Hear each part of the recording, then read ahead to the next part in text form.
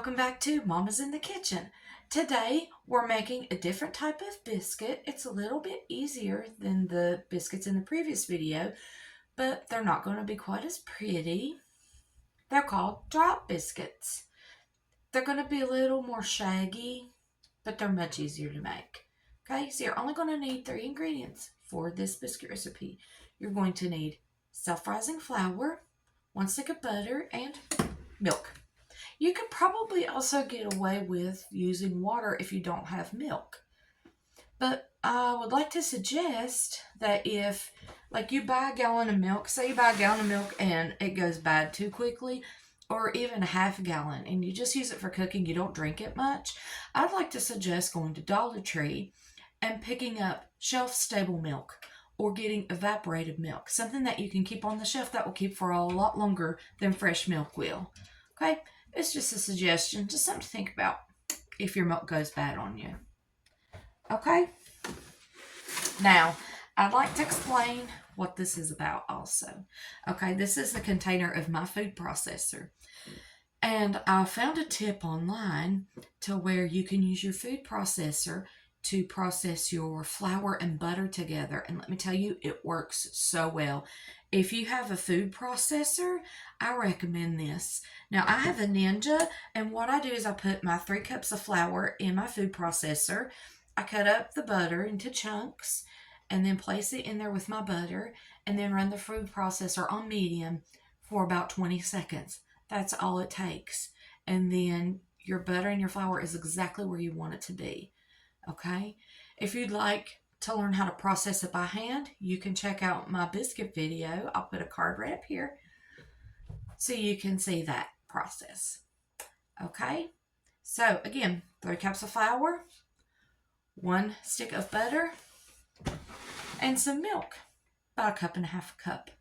Okay, let's get a bowl out and get these drop biscuits started. Okay, I have my bowl here. I got the blade out and put the little bit of flour that was on the blade in there. I want you to look in there and see if you can see the chunks of butter. See that? See how well the food processor makes it just the right size in about 20 seconds? Okay. So now I'm just going to dump this. Every time I use flour, I make a mess. That's okay. Just going to dump this butter and flour here in the bowl. Now, if you find that you started to make biscuits and you got to this phase and something happened, or you got a call, or you forgot how close it was to pick up your kids or something like that, you can just put this flour and butter in the refrigerator. And actually, that's what I did for about 2 days. Okay? As long as your butter stays cold, it's good to go. Okay? Now, cup measuring cup here, 1 cup. I'm going to start this with 1.5 cups of milk. Again, you could use water if you don't have any milk in the moment. That's quite all right. Okay, I'm going to get a spoon here. Just start mixing. Now, the one rule with self-rising flour is that you do not want to overmix. You want to mix it just enough, because if you do overmix, then there'll be dents, and that is not what you want. Okay, this is still a little dry, so I'm going to add another 1/2 cup of milk. So for a total of 2 cups.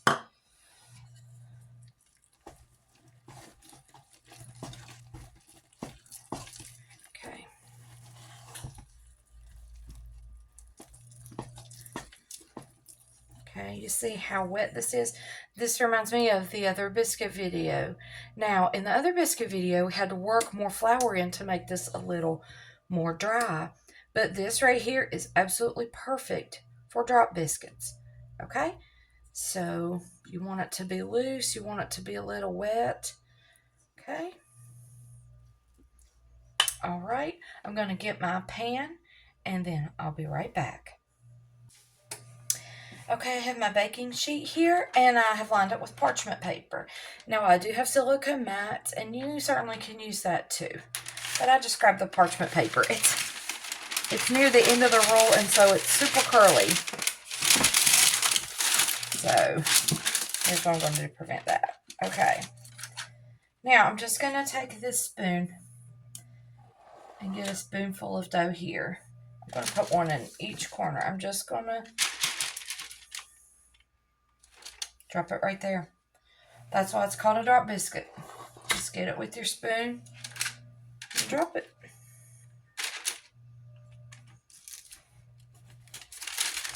Okay, I'm going to put 2 more in each corner because my paper is so curly today.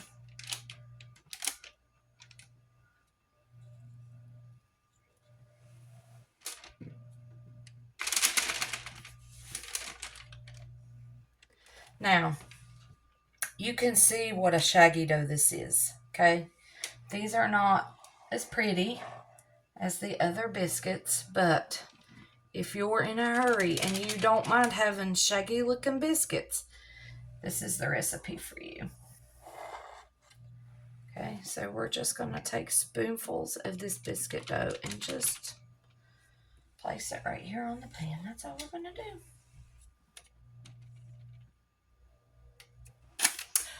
Let's go ahead and cue the time lapse.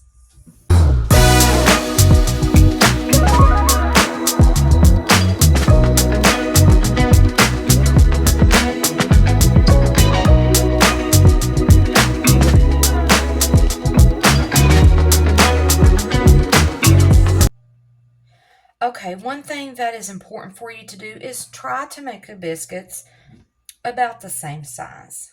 Okay, some of them are smaller than others, but generally they're the same size. Okay, so I have my oven preheated to 450 degrees.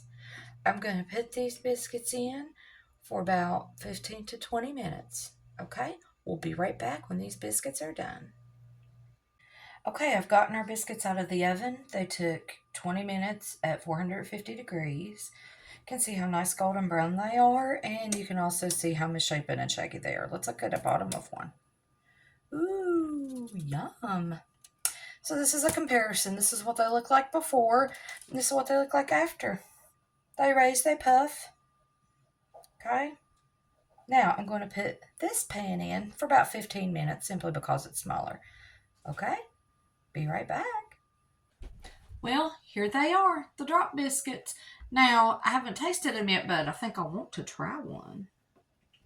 This one looks pretty good. Still warm. Ooh, hear that crunch? Tastes like a biscuit. It's so good.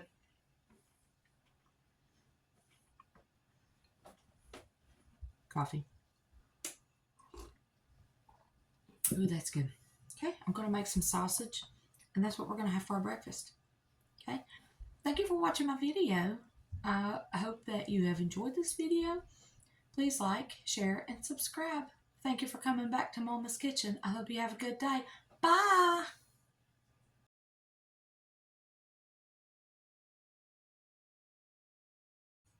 Hello everyone, welcome back to Mama's in the Kitchen. Today we're making an easier biscuit recipe called drop biscuits. Now, this biscuit recipe is not going to turn out as pretty as the other biscuits in the previous video. They're going to be a little shaggy.